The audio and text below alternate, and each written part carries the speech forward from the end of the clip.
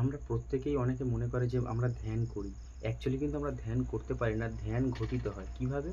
যখন আমরা কোনো নতুন জায়গায় যাই বা যারা যোগী আছে, যখনই আমার যে জিনিসটার প্রয়োজন হয়, প্রথম কথা হচ্ছে এটা। বা যখনই আমরা প্রেজেন্ট মুভমেন্টে থাকি সম্পূর্ণরূপে।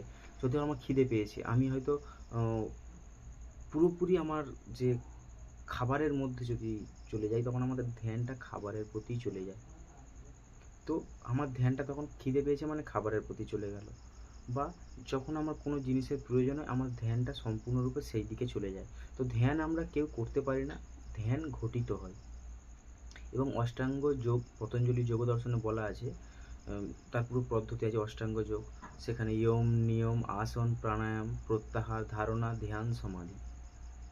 তো যে সমাধির যে ধ্যান সেটা আলাদা।